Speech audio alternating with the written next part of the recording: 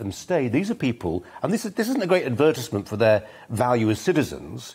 They're staying here illegally. They're breaking the law. Yeah. They should have submitted themselves to Home Office processes, which they've refused to do. Yeah. Why on earth should we incentivise them to stay? Because at the moment, we don't know who they are. We can't track them. We have no fingerprints for them.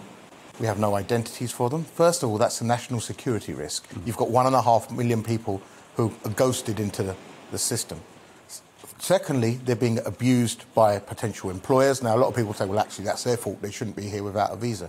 That still doesn't give people the right, to exploit them. Landlords are exploiting them.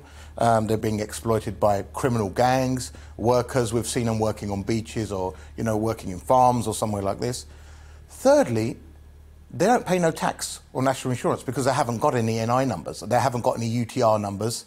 So why don't we offer an amnesty? Now, I'm not talking about a blanket amnesty, but there's different types of amnesties. Well, go on, just unpick that a little bit. Different types of amnesty. If you've been here a very long time, that makes you more likely to get one. How would it work? Usually, amnesties are worked on the period of time that you've been here, or whether you're here with a family unit or not.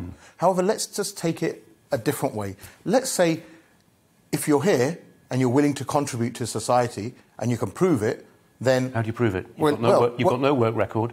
Well, if you're willing to take a job in a shortage industry, say in a care home, which currently is crying out for people to work in jobs, or you're willing to take a job in a hospital, be trained to work as a nurse, you're willing to be trained as a teacher, or anything where there's a shortage, as we've seen currently in a lot of places, or a lorry driver, let's just say, then in that case, you will get a yearly visa.